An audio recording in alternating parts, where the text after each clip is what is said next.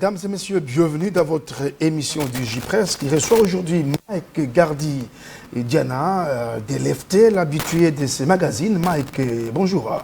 Bonjour. Merci pour l'invitation, meilleurs vœux à vous et à John Kanyumu. Merci également, meilleurs vœux. Et puis John Kanyumu, correspondant de la Deutsche Welle en République démocratique du Congo, vous avez couvert la guerre à l'est de la RDC pendant plus de 20 ans. Bon week-end et bonjour. Bonjour cher Robert, meilleurs vœux à tous les téléspectateurs de J-Presse et à toutes les familles qui nous suivent. Nous décryptons aujourd'hui des thèmes. On va se rendre à l'est de la République démocratique du Congo où les armes continuent à exécuter l'hymne de la mort. On va faire écoute du retrait annoncé des rebelles de l'AFC M23 appuyés par l'armée rwandaise de la ville stratégique d'Uvira. Nous sommes au Sud Kivu. On va parler également de nous-mêmes. On fera un point sur le journalisme et le patriotisme à RDC. La RDC est un pays qui est agressé dans sa partie est et avec cette décision du PGR sur la propagation des faux bruits concernant les opérations militaires à l'est de la République démocratique du Congo. Je commence par vous, John Kanyumu, je l'ai dit, vous avez couvert la guerre pendant plus de 20 ans à l'est de la République démocratique du Congo. Vous aviez suivi l'annonce avec pompe du retrait du M23 de la ville stratégique d'Uvira. Le gouvernement congolais, par le biais de son porte-parole Patrick Mouyaya, a parlé de non-événements. Les rebelles ne se sont pas retirés de la ville parce qu'ils se sont déguisés en civil et ils continuent toujours à être dans la ville stratégique d'Uvira. Alors comment expliquer que l'AMC M23 peut être ivre à annoncer son retrait d'Uvira et poser des conditions? Oui, comme moi et vous sommes ici à Kinshasa, nous suivons à la télé par le biais des réseaux sociaux ce qui se passe à Uvira.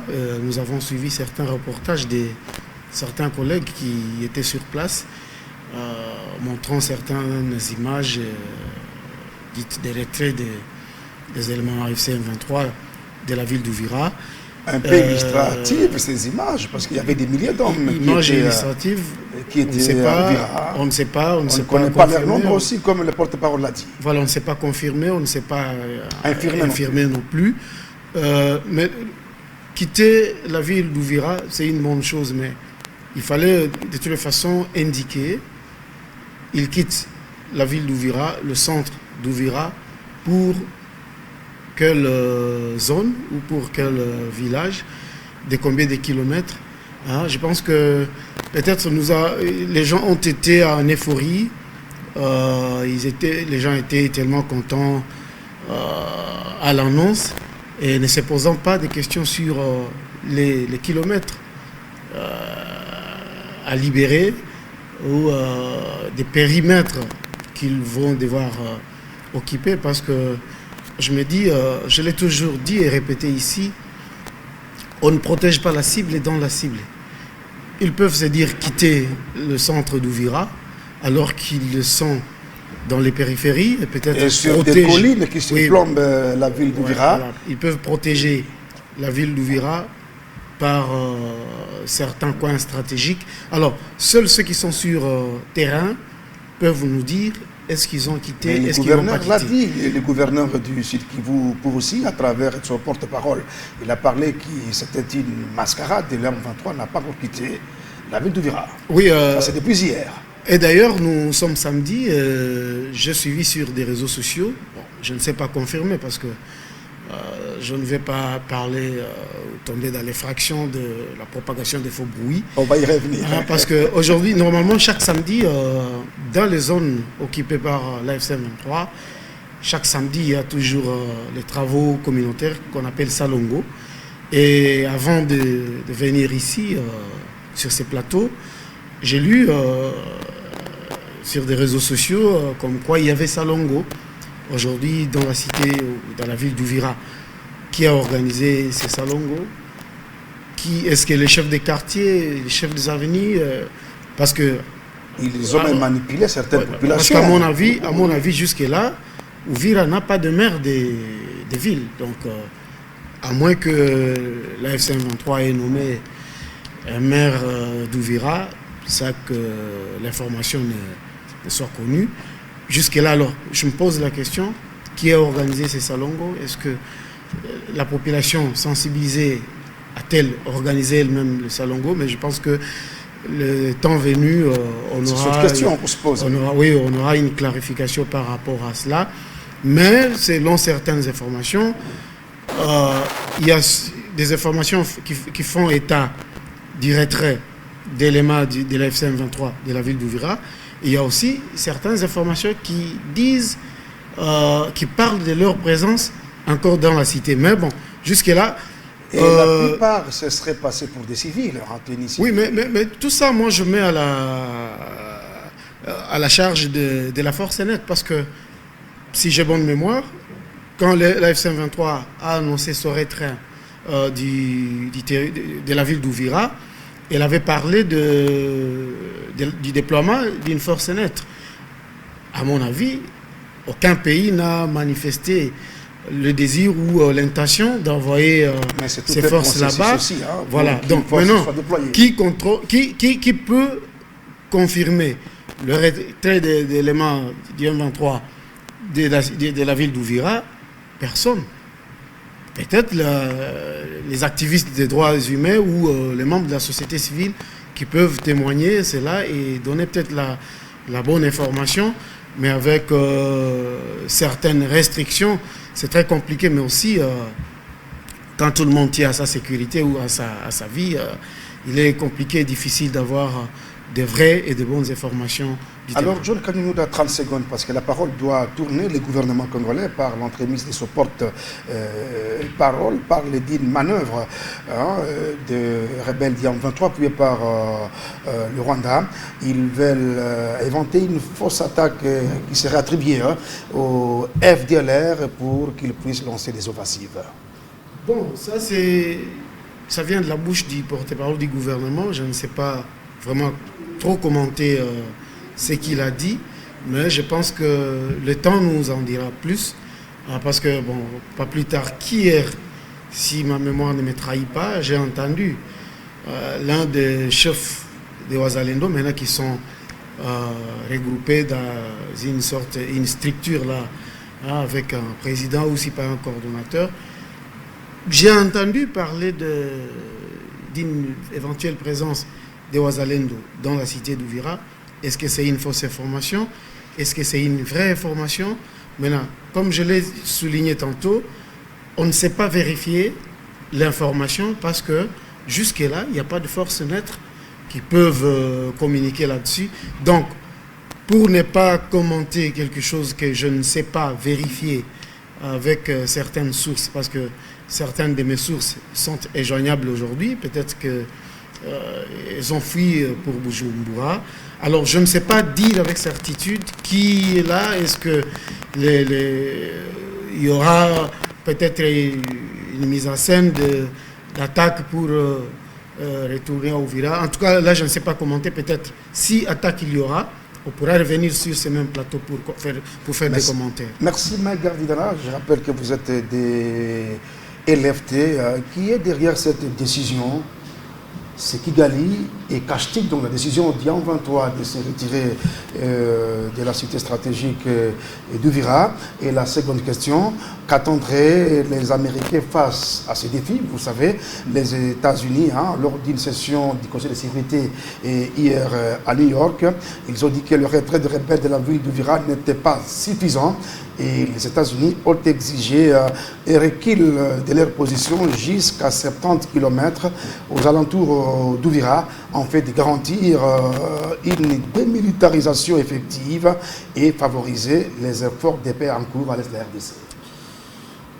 Merci.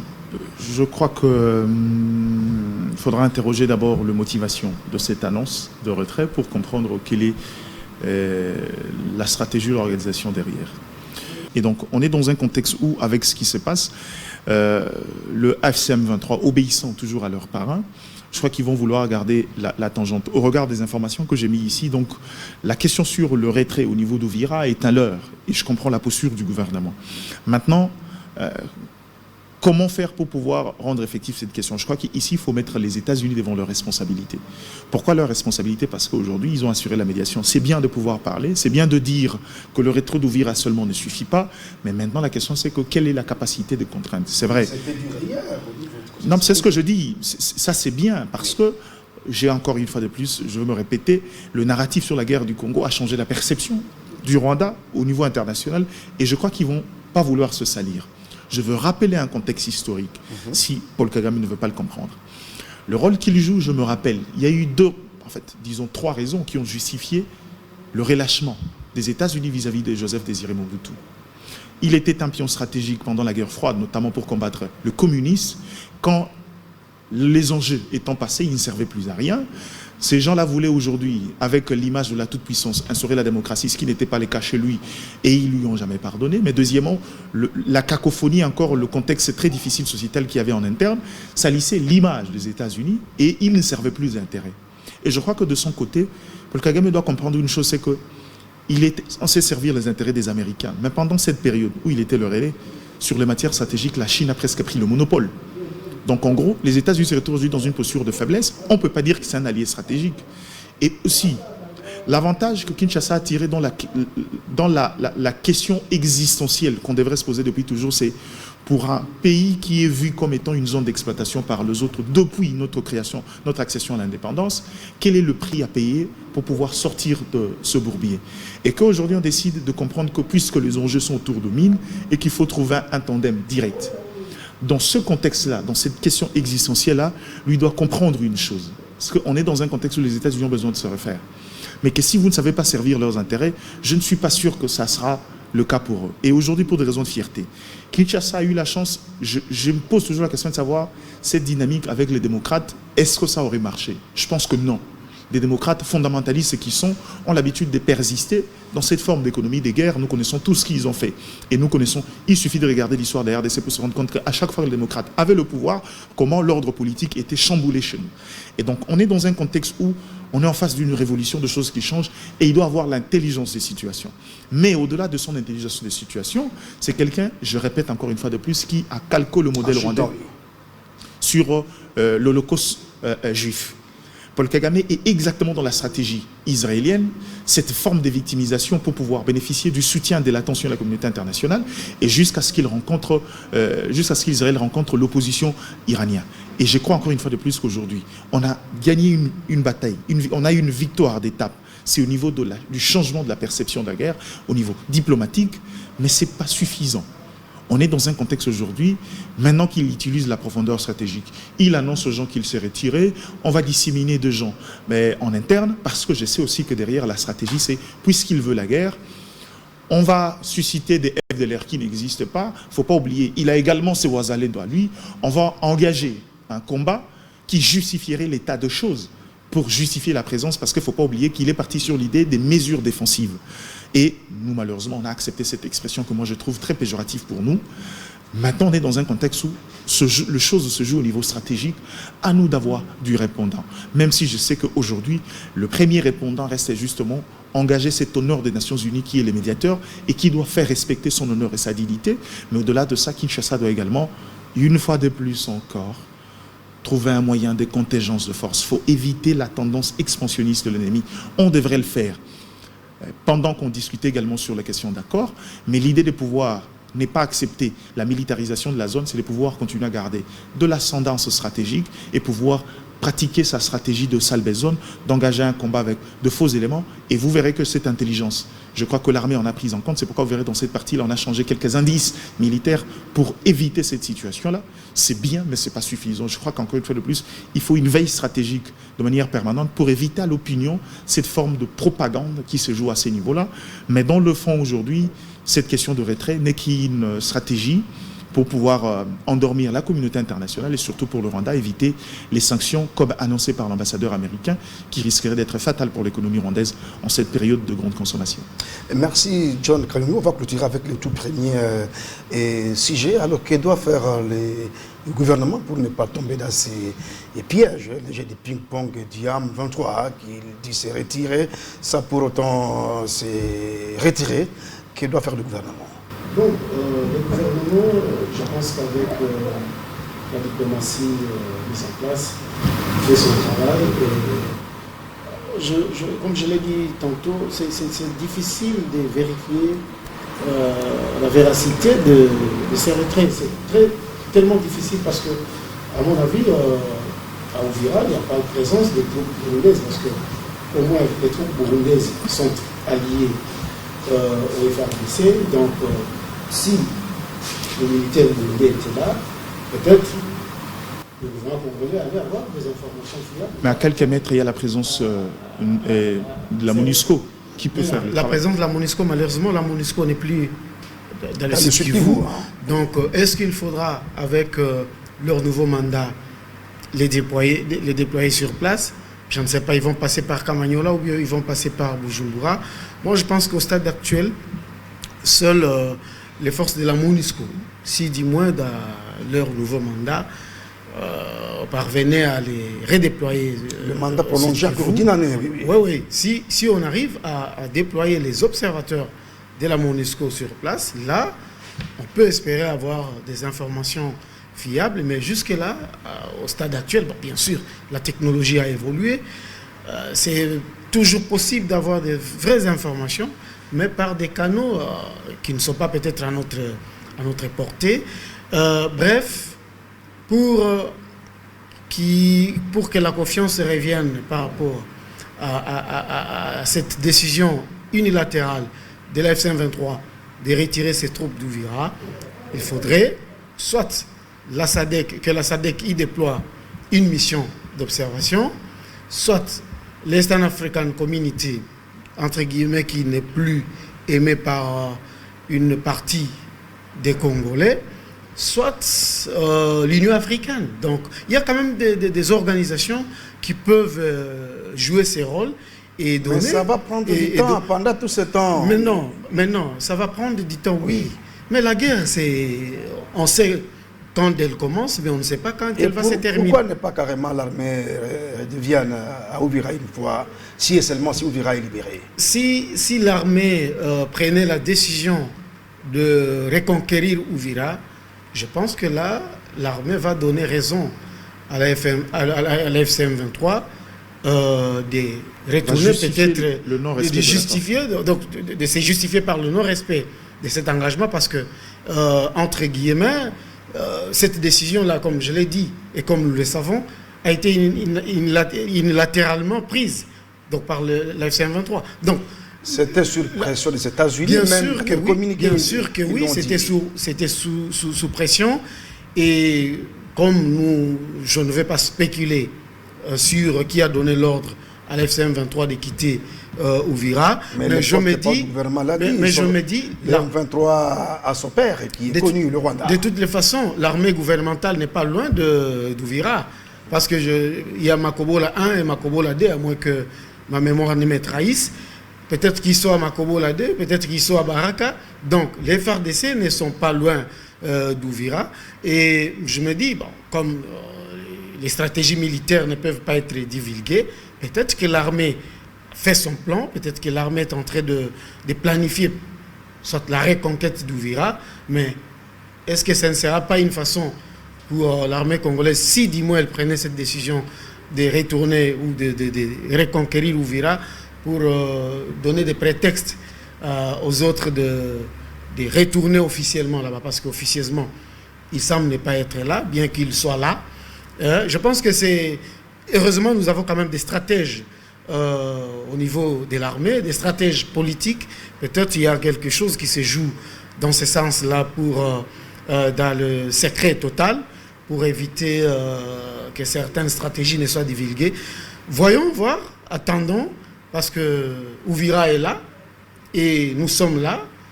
De toutes les façons, les développements, nous allons suivre. Et puis peut-être on retournera encore ici pour échanger par rapport à la situation qui aura évalué sur terrain. Merci. Alors, Mike Gardidiana, on va entamer directement le deuxième sujet. On va parler de nous-mêmes, le journalisme et le patriotisme, mais également l'épée de Damoclès du PGR, près la Cour de cassation qui qui a évoqué le problème des faux bruits en ce qui concerne les opérations militaires à l'est de la République démocratique du Congo. Quel est votre commentaire dans ces pays agressés qui défendent sa survie comme e-nation? Quel est le rôle de la presse entre patriotisme et objectivité? Je crois que sur le communiqué de l'état-major, moi je n'ai rien contre, parce que c'est un communiqué qui a son mérite. Dans un microcosme où règnent les désordres parfois, la quête effrénée de l'information sensationnelle. Parce qu'il y a des relayeurs et aussi des inventeurs. Justement, j'arrive. Le problème d'abord, c'est que sur ces communiqués, l'avantage, c'est de pouvoir apporter l'approche dissuasive. Dissuasive vis-à-vis de qui? Particulièrement pour ceux qui relayent généralement, peut-être un peu naïvement, et d'autre part le besoin d'informer, qui décident de prendre les informations sans veiller sur la notion de l'intérêt et sur la pertinence. Maintenant, la grande question, c'est que si on veut parler des autres médias, parce qu'il faut dire une vérité, il y a une forme d'opposition aujourd'hui avec le besoin d'information de la presse internationale, qui aujourd'hui ne pourra pas se sentir intimidé par le communiqué de l'état-major, mais dans le fond, je crois également que pour la plupart des Congolais, il y a quand même un travail de fond qu'il faut faire. Mais seulement, ces communiqués révèlent une difficulté que moi j'estime, la difficulté en termes de monitoring et en termes de veille stratégique. Aujourd'hui, avec la technologie, quand on est dans un contexte de guerre, l'info-guerre, aujourd'hui, il devrait y avoir, je l'ai répété depuis le départ, une cellule de crise qui fait ce travail-là de fond. Et ça, malheureusement, jusqu'à preuve du contraire, il n'y en a pas encore. Mais il y a la cellule de crise. Vous avez suivi le compte rendu hier. Une cellule de crise qui s'est réunie chaque jour autour du président de la... Une cellule de crise stratégique sur la question de guerre, mais pas une cellule de crise communicationnelle. La guerre est aussi communicationnelle et essentiellement communicationnelle. Si vous regardez les différentes batailles dans le monde, vous verrez que la communication a toujours joué un rôle très important dans la guerre. Et donc on est dans un contexte où, avec la veille, par exemple, l'approche, la judiciarisation des infractions, comme il dit là, la propagation de faux bruits, comment le faire? Aujourd'hui, l'idée, c'est vrai, on peut dissuader, mais la force reste justement la stratégie. S'il y a une cellule de veille, ça veut dire que chaque publication liée à la question de la guerre de l'Est, le système d'alerte arrive au niveau de la cellule, on fait le travail d'instruction en interne pour voir qui l'a relayé, quelles sont ses sources, quel est le caractère nuisible de l'information.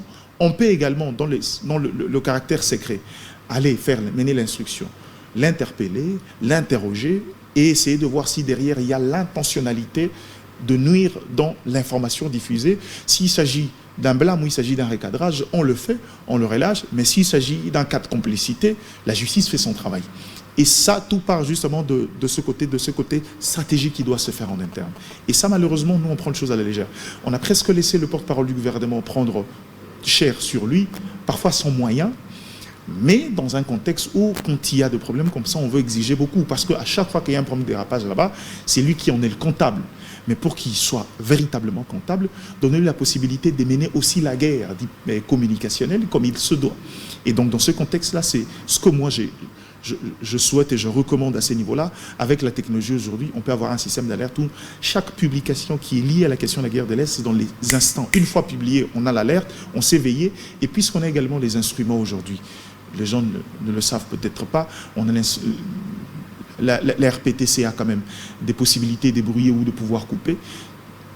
On trouve un moyen, à la limite, comment mettre hors état de dire, comment d'abord faire supprimer l'information, comment annuler, et puis le reste se suivra après. C'est tout à tenir compte aussi de la liberté de presse et d'expression. Vous savez, dans un contexte de guerre, la frontière entre la liberté d'expression et le maintien de l'ordre est très infime. J'aime donner un exemple qui n'est pas un exemple adapté, qui est pour moi de l'autoritarisme en matière d'information, mais vous verrez que les pays des vieilles démocraties font plus grave que nous. Je vous donne un exemple. Pour la guerre russo-ukrainienne qui se déroule à des kilomètres de l'Europe, mais puisque l'Europe a un penchant et l'Europe fait un travail d'opinion publique, ils interdisent la diffusion de tous les médias russes parce qu'ils ont pris position. Parce qu'ils estiment que la position russe influe sur leur image et leur capacité de pouvoir assurer la paix sur l'espace international, ce qui dérangerait à leur influence. Donc ils ont décidé de pouvoir faire les choses de cette manière-là. Nous, on n'est pas assez... Nous, on est au niveau de la veille stratégique parce qu'on est un État, depuis toujours on dit, sur qui pèsent les velléités des balkanisations. On est un État aujourd'hui en interne. Les structures, les agrégats sociétals sont presque en effondrement.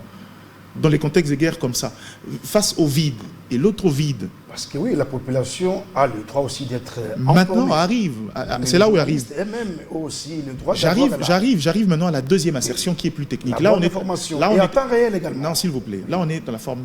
La bonne information ne veut pas dire mettre toute vérité à l'opinion. Ça, c'est pas ce qu'on apprend au journalisme. Un journaliste veille sur l'intérêt de l'information qu'il doit diffuser. La notion de l'intérêt te rappelle à mesurer les conséquences de ce qu'on diffuse sur l'ordre public, parce qu'en tant que journaliste, vous êtes également citoyen. Si votre information peut engendrer de l'implosion sociale, je crois que tout professionnel est en droit de pouvoir faire de la rétention de l'info jusqu'à attendre les voies officielles. C'est pourquoi vous verrez que dans la notion de la communication institutionnelle, il y a la version officielle et officieuse. Pourquoi on doit tenir compte de l'équilibre. Je revenais sur les questions des détails, ce qui justifierait un peu l'état de choses.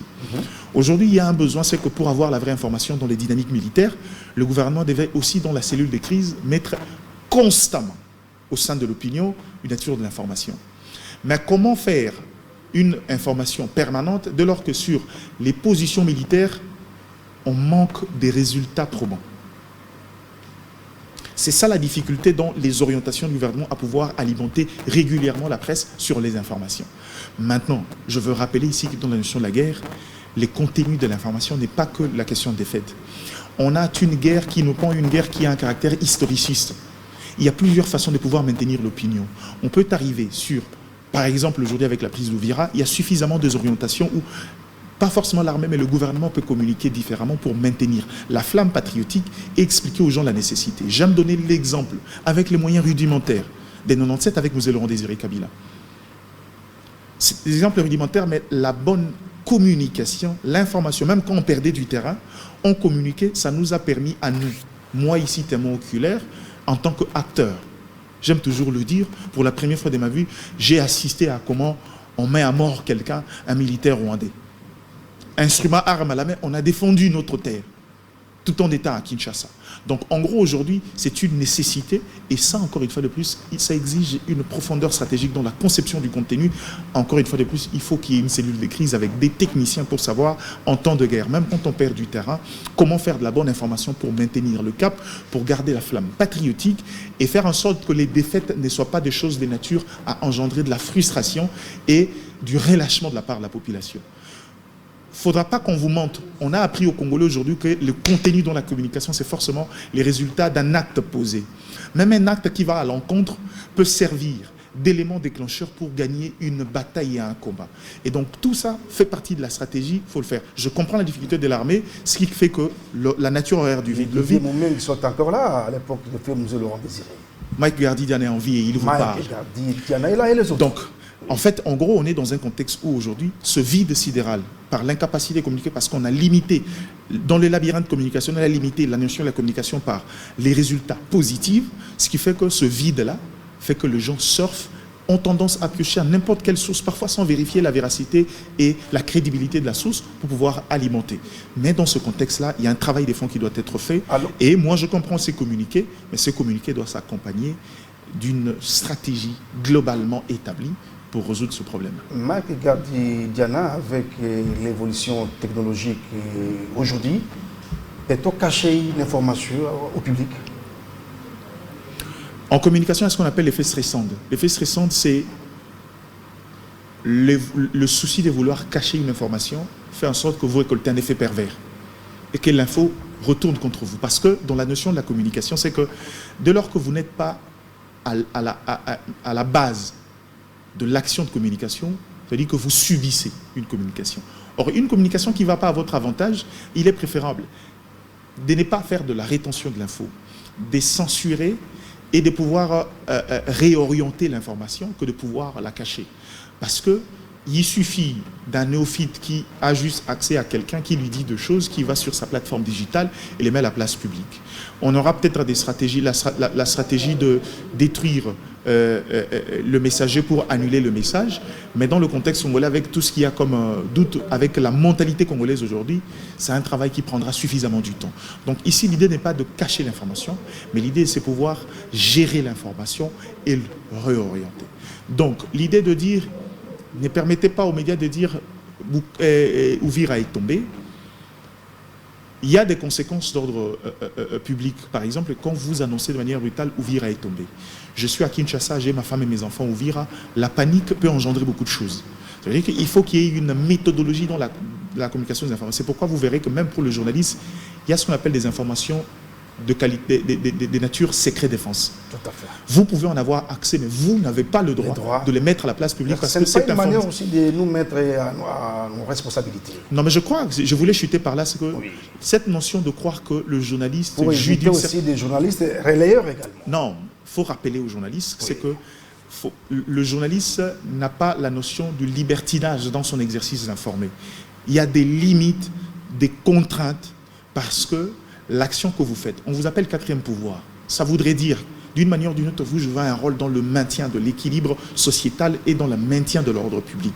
C'est pourquoi on vous appelle quatrième pouvoir. Donc, quand on est quatrième pouvoir, ça voudrait dire qu'il y a le besoin d'éthique, il y a le besoin de maintien de l'ordre public, il y a le besoin d'équilibre et d'ordre public au-delà de cette forme de liberté. On parle de liberté d'informer, pas libertinage d'informer. Donc, il ne faudra pas croire que quand on devient journaliste, on a l'obligation de tout mettre à la place publique. C'est pourquoi vous verrez que beaucoup s'exposent à des sanctions. Parce que, c'est vrai, on a des textes qui protègent le journaliste, mais il ne faut pas oublier que les journalistes n'est pas exempt des infractions d'ordre pénal. Si généralement on arrive à ces niveaux, c'est parce que le process du code éthique et déontologie n'est pas souvent respecté, on y tombe dans ça. Quand on est dans une période de guerre, ne croyez pas que vous faites bien quand à chaque fois qu'il y a une information, vous balancez, vous êtes capable d'embraser la République. Et je me demande où exercerez-vous votre métier de journaliste dans un État en guerre. Je ne suis même pas sûr que votre média est capable de vous payer les billets nécessaires pour aller à Goma. Alors, faites un effort, trouvez des moyens de relais. Et donc, la notion de l'information est une grande responsabilité en période de guerre. C'est pourquoi, pour éviter les débâcles, certains États décident justement de faire la censure. On coupe tout. Le ministre l'a dit, si seulement si la RDC déclare officiellement la guerre, les médias pourraient être fermés. Il a dit pourquoi.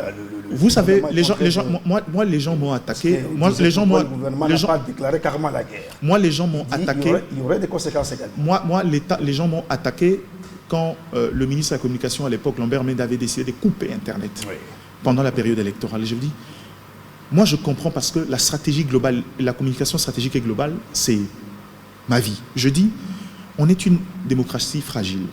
Les questions autour des élections a toujours été une question clivante, qui divise toujours. Et même les éléments de contestation sont préparés avant même que les élections ne se tiennent. Et on est dans une phase transitoire où politiquement les choses peuvent basculer. On a la culture du troisième larron.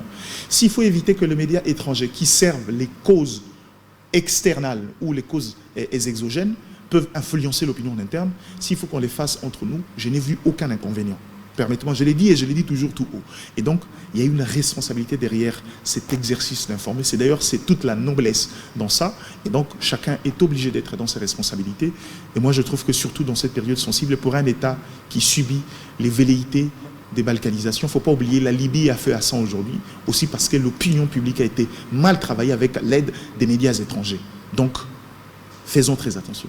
Alors, John Kanyunyu, quel sous-angle comprendre la décision du PGR, les journalistes et avant tout journalistes et patriotes, parce qu'on ne peut pas exister également sa patrie, comme l'a dit Mike Gardi-Diana.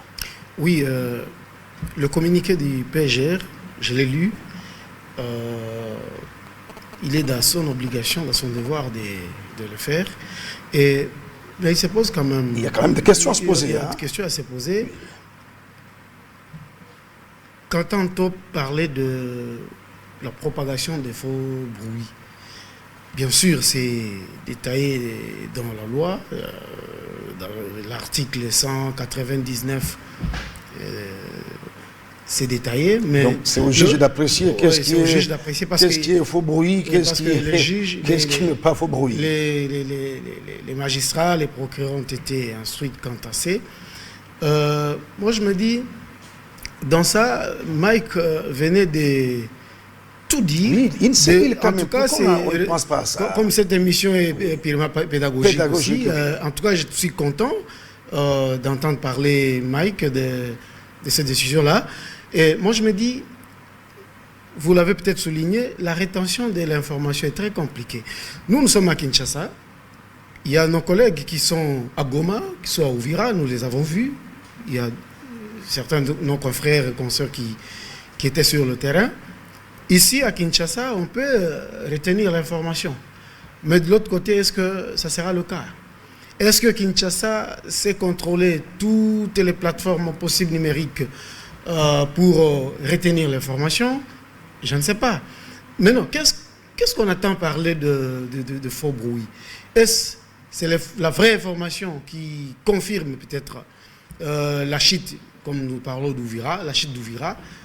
Bon, nous sommes journalistes professionnels. Moi, je ne peux pas dire la ville d'Ouvira est tombée alors que je n'ai pas eu l'information du porte-parole de l'armée, le général-major Sylvain Kenge, ou peut-être l'un de ses adjoints, le colonel Makazukai, il y a Njike Kaiko qui est là aussi, ou soit, je ne peux pas confirmer la chute d'Ouvira sans le son du porte-parole du gouvernement. Donc moi, je ne sais pas, moi, Kanyunyu, non, Ouvira est tombé, non, je ne sais pas le dire. Maintenant, c'est quoi cette différence-là? Parce que aussi, je vais revenir sur Ouvira. C'est ça que aussi avait menacé. Hein, oui, je vais revenir sur. Avec Goma à l'époque. Je vais revenir sur la chute d'Ouvira. Oui.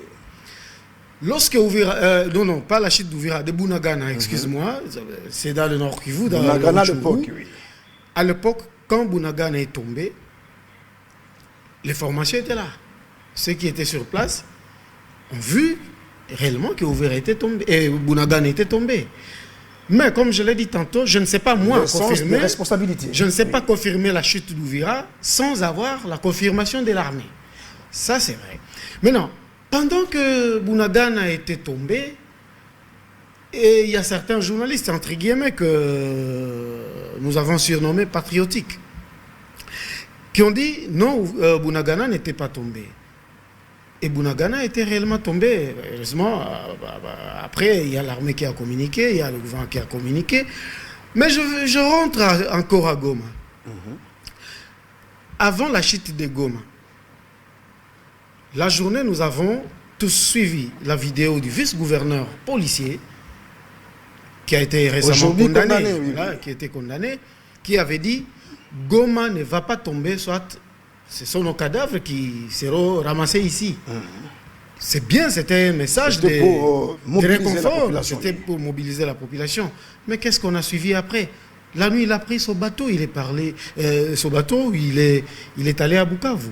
Alors moi, je pense que dans tout ce que le communiqué du procureur a dit, c'est bien pour une nation qui est en guerre. Ils devraient aussi se réunir avec même les journalistes ou puis les associations. Oui, je pense que pour échanger dans le cadre pédagogique également et avec le porte-parole du gouvernement. Je pense que ces séances vont suivre parce que Mike l'a souligné. Oui.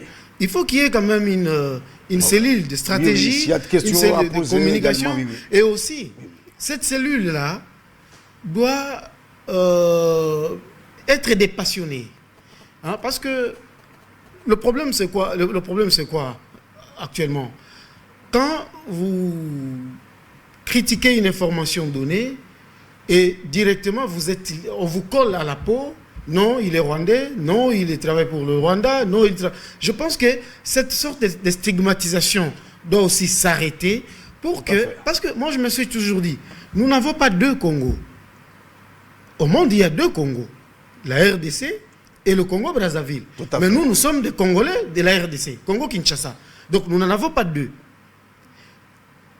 Que je sois journaliste, que je ne sois pas journaliste, je n'ai qu'un seul pays. Ça me rappelle, excusez, quand on était en Chine avec les pays africains francophones, quand nous appelions, nous remettaient nos passeports congolais. Alors pour différencier, on parlait du Grand Congo et du Petit Congo. Voilà, donc, une parenthèse, allez-y. Voilà, donc nous n'avons qu'un seul pays et certains gens doivent éviter de se passer pour vrais patriotes parce que ils ont une certaine opinion à défendre. Nous sommes tous patriotes, nous sommes tous congolais et nous avons intérêt à ce que notre pays reste indivisible. Mais lorsqu'il y a des décisions qui touchent, qui concernent l'unité de la nation, je pense qu'il faut y associer aussi certaines couches. Nous sommes de la communication et ça ne coûte rien au ministre de la Communication de réunir soit les corporations des journalistes dire maintenant... L'INPC oui, là, l'INPC est là, et d'autres. Oui, oui. Il y a d'autres organisations. Et je me dis... L'OMEC aussi est là. L'OMEC est là. Retenir l'information, c'est bien. C'est la voie de la responsabilité des journalistes. Mais est-ce que la population qui est sur place n'est pas informée? Avec les réseaux sociaux, il y a WhatsApp, il y a X, il y a Facebook. Maintenant, il y a une multitude de canaux utilisés pour... La génération Android. La génération Android. Donc, je pense que nous devons être responsables en donnant des informations, diffusant des informations, en collectant des informations. Nous devons être responsables. Je pense que le communiqué du procureur général près la Cour de cassation Vaudé, à mon avis, à moins qu'il y ait une autre idée derrière, je pense que c'est une façon de ramener le journaliste devant ses responsabilités. Tout à fait. Et aussi... Et réveiller que nous sommes en pleine guerre. Nous sommes en pleine guerre. Comme l'a dit mais je Magardi ne pense pas que il est dans l'idée de retenir l'information. Démuseler la presse. Démuseler la presse, oui, aussi. Mais aussi, aujourd'hui, entre nous, ce n'est pas que des journalistes qui donnent des informations. Oui, ce n'est plus... Oui, aujourd'hui, tout le monde, avec l'avènement des réseaux sociaux, tout le monde s'improvise journaliste. Et vous savez, tout le monde qui s'improvise, les journalistes, a ces principes élémentaires, mais qui ne sont pas respectés. Mais aujourd'hui, tout le monde s'improvise journaliste. Parce que... Et tout le monde veut faire le scoop. À un moment donné, journaliste qui connaît une information de cette nature dirait, selon certaines sources, le M23 serait entré à Ouvira. Le conditionnel. Le conditionnel. Ça, on nous l'a appris à l'époque. Le conditionnel, et puis le conditionnel avec beaucoup de recul sur le fait. Aujourd'hui, ceux qui ne sont pas journalistes a tendance à... Ils se prennent pour des dieux, il va dire urgent, flash, Bouka, vous tombez. Et puis, il cite son nom comme source. Ce qu'on reproche aussi, j'ai suivi le porte-parole du gouvernement sur Top Congo. Il y a aussi certains journalistes qui rayaient peut-être... beaucoup plus le côté M23. Donc, une information tombe, ça pour autant la vérifier. Si elle est fausse, ça fait avec l'ennemi. Et vous le partagez dans des groupes. C'est aussi une manière de faire l'apologie de la guerre. De faire l'apologie de la guerre sans pour autant le savoir également. Bon. Ils le sachent parce que certains sont rémunérés. Moi, je me dis... J'ai déjà eu à... Avant de partager quand même, nous journalistes, nous ne sommes pas n'importe qui, nous devons quand même vérifier avant de partager.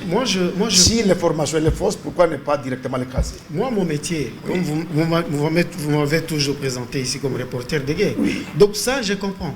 Je ne sais pas justifier nos confrères qui sont de l'autre côté, mais je me dis, il faut savoir dans quel environnement ils exercent. Est-ce qu'ils doivent vider le lieu pour se mettre à l'abri, pour ne pas donner les informations communiquées par les rebelles? Parce que les rebelles aussi, ils ont leur porte-parole, ils ont leur coordonnateur, ils ont organisé un système d'information. Ils ont un système d'information. Est-ce que les journalistes qui sont là peuvent se dire non, en tout cas cette information nous la retenons?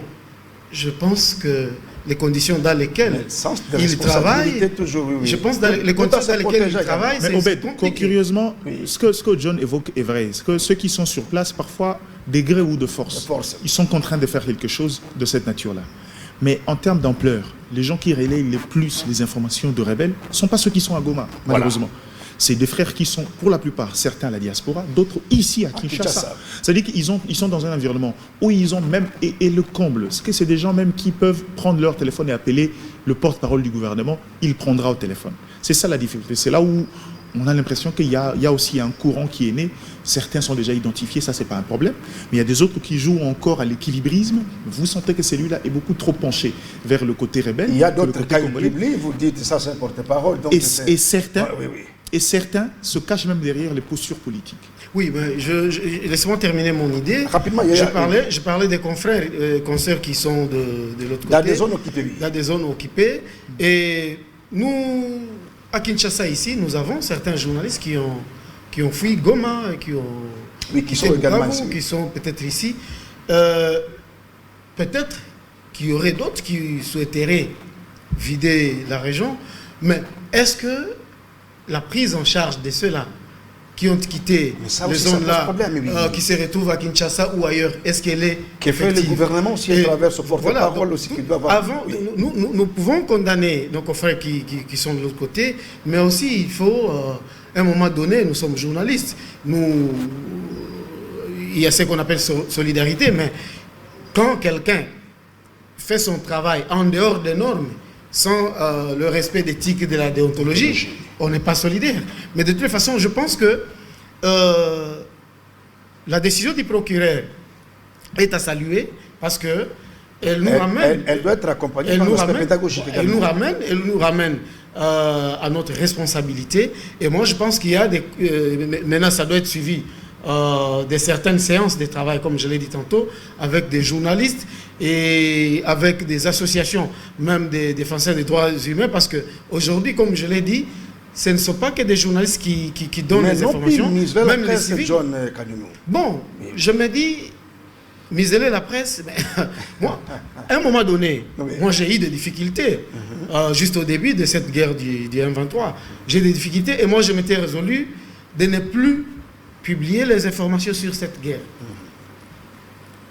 Je pense que jusque-là, je ne suis pas mort. Hein? Je me dis, est-ce que je dois publier cette information? Si je pense que la publication de cette information mettra ma vie à danger et celle de ma famille, je m'étais. Je ne serais pas tué parce que je me suis tué. Voilà un peu. Donc, faut-il reprocher aux journalistes congolais leur façon de faire? Et sont-ils irréprochables, tous les journalistes congolais? Bon, la façon de faire dépend de ce qu'on est. Comme nous l'avons toujours dit, 6 peut être élu comme 9, c'est selon langue. Voilà. Madame Diana, on doit conclure avec cette émission. Que doivent retenir les journalistes, mais aussi la population qui publie. Hein? Or, on ne doit pas tout publier non plus. Ben, je crois qu'à un moment donné, on a tendance à prendre les choses in globo et sans tenir compte des subtilités de chaque chose. Vous savez, on n'est pas le seul État qui est en garde aujourd'hui. Observez l'information au niveau international, la bataille information au niveau international sur la guerre de l'Ukraine. Je ne connais pas un journaliste ukrainien, certes, qui peut critiquer Zelensky, mais mettre une sorte de véhémence sur l'État. Parce que quand vous vous attaquez à l'armée, ce n'est pas un pouvoir que vous attaquez, c'est la République. Quand vous vous permettez de dire des absurdités sur l'État congolais en croyant atteindre un individu, vous faites fausse route. Je crois que je ne demanderai jamais à un journaliste de perdre son esprit critique, sinon il n'est plus journaliste, il devient communicant. Ça, c'est une vérité de fait. Même quand il s'agit d'une guerre en interne, quand on pense que Kinshasa n'a pas pris la bonne tangente, comme on l'a dit ici, l'idée de cette préséance qu'on a accordée à la gestion des cas des FDLR dans l'accord est une faiblesse de notre part. On le dira, dans l'intention que ça se corrige, parce qu'il y a une commission qui est mise en place pour qu'on trouve d'autres stratégies pour sortir de cela. Mais cela ne veut pas dire qu'on est contre la République.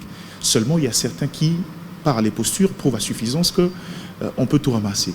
Pour le reste, c'est les journalistes et relayeurs qui sont en manque de sources et qui se réfèrent sur d'autres personnalités ou d'autres médias qu'ils estiment crédibles. Il faut faire très attention parce que derrière chaque publication, il faut vérifier qui a payé l'encre.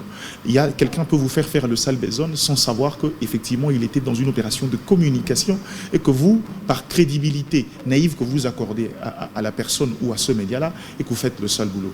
L'exemple, j'ai suivi récemment, je viens de suivre d'ailleurs par interpellation de quelqu'un, les reportages d'Al Jazeera sur Ouvira. C'est inconcevable, c'est inimaginable qu'un média de telle envergure écrive des choses avec des hérésies, surtout d'ordre historique, sur la question de la guerre.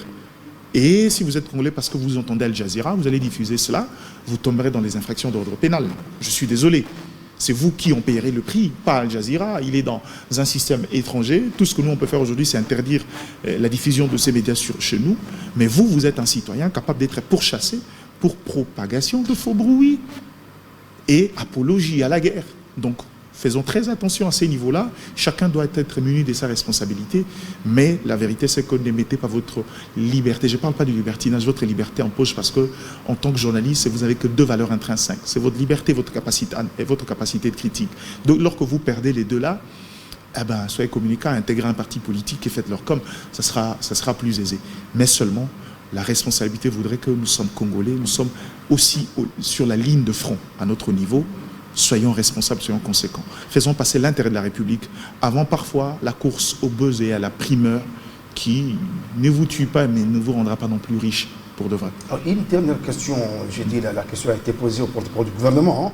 L'information tombe, l'État qu'il puisse vérifier, ça peut prendre 2 minutes, 2 heures et des jours. Et pendant ce temps, la population elle est informée comment? Vous savez, dans les systèmes d'information, par exemple, prenons... Et avec les nouvelles technologies de l'information et de la communication. Faisons le lien. Par exemple, les M23 sont à... Je prends un exemple, c'est un exemple. À 3 km de la ville d'Ouvira. Et qu'il y a quelqu'un, un journaliste qui a l'information, mais qui veut vérifier. Oui.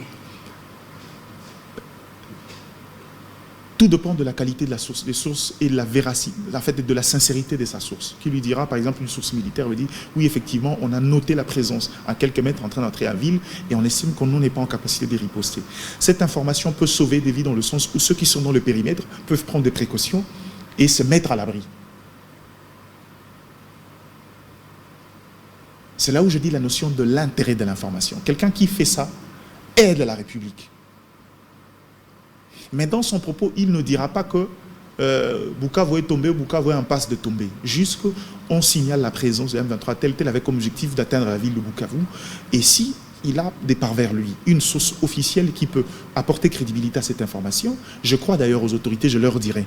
Dans ce genre d'informations, il est plus facile de parler à un journaliste, surtout celui que vous connaissez, qui ne va pas torpiller vos propos. Celui que vous connaissez, parlez-lui pour essayer de faire un peu le travail un travail de maintien de l'ordre. Il permettra à la population environnante, pas de manière paniquée de fuir, mais de manière à ce que de prendre des précautions pour ne pas se retrouver sur le chemin des rebelles, parce qu'on est dans une phase de terrorisme, des familles peuvent être embrasées, des vies peuvent être perdues, si jamais la bonne information n'arrive pas. Mais pour la plupart des gens qui sont à Kinshasa pour des faits déjà connus comme la question d'Ouvira ici, je ne trouve pas professionnel d'arriver pour aller nous donner la version et les orientations de Corneille Nangaa. Je trouve aucun intérêt, à mon sens. Il n'y a pas d'intérêt. Je me mets là, j'arrive sur LFT, je fais un édito pour dire Nangaa a tenu un point de presse. En fait, j'ai fait le relais d'une communication stratégique. Et tout en sachant que pour quelqu'un qui est dans une posture de rébellion, l'opinion est importante pour lui. Tout ce qu'il dira ne sera pas forcément dans les faits. Mais il se projettera dans une approche stratégique pour manipuler l'opinion. Je ne le fais pas. Si je devrais le faire, j'apporterai ma capacité analytique pour apporter mes analyses sur chaque propos, chaque élément tenu. Et si je peux le récupérer avec la version des officiels, ça me fait un travail complet et cohérent dans l'idée de construire une nouvelle mentalité, pas dans l'idée de déconstruire une culture au sein de l'opinion. C'est tout un travail et c'est pourquoi on dit toujours, c'est vrai, la nouvelle technologie a apporté ses revers, mais le dernier rempart reste quand même les journalistes. Si nous, on fait notre travail convenablement, les moutons noirs, les brebis galeuses... L'État doit faire sa part, hein, parce que la vitesse avec laquelle... La part de l'État, c'est pourquoi vous verrez que je vous ai dit tout le départ, la part de l'État ici, c'est d'apporter la dimension stratégique dans cette guerre, parce que la rétention de l'info n'aidera pas.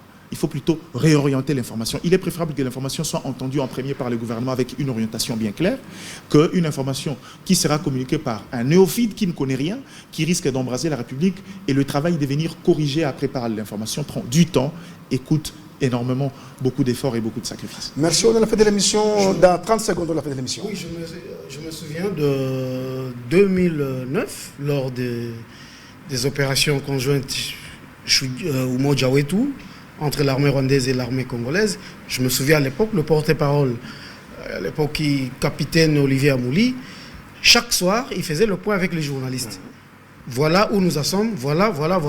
Et cela ne laissait plus place aux rumeurs, et cela aidait les journalistes à faire leur travail. La bonne information, voilà, et voilà, je lance un message au général Sylvain Ekenge, qui est porte-parole de l'armée congolaise, de voir dans quelle mesure est possible faire cet exercice avec les journalistes qui sont à Kinshasa, ou soit il peut aller peut-être à Beni ou à Bunia, non loin des lignes de front. Il fait cet exercice, cela va chasser les mauvaises informations ou les fausses informations. Parce que la fausse information est chassée par la bonne information. Et pour le ministre Patrick Mouyaya, cet exercice-là des redevabilités, c'est bon, mais aussi à un moment donné, quand il y a des problèmes comme ça, des sécurités, quand il y a des problèmes comme ça, comme nous l'avons vécu à Ouvira, normalement, il devait être disponible et aussi convoquer des journalistes pour leur faire le point. Et c'est là, justement... il le fait déjà avec les briefings auxquels vous participez. Auxquels vous participez. Depuis la guerre... Le briefing, oui, mais ce n'est pas tous les jours. Mais quand il y a des situations cruciales comme ça, il se doit d'appeler les journalistes, dire non, en tout cas, venez... Je vais vous communiquer quelque chose, même 30 minutes, pendant 30 minutes. Il fait des communiqués de presse aussi, vous savez. Vous avez raison, mais la difficulté, c'est que quand Lucas communique le journaliste, il y a des implications. Je pense que la responsabilité sur le journaliste aujourd'hui, quand vous avez un élément comme ça, appelez. Mouya prend toujours son téléphone. Il faut appeler, ayez l'information et puis faites votre travail. Et s'il ne prend pas, il faut passer par ses services aussi. Oui, je me dis, moi j'ai mon audience. Oui.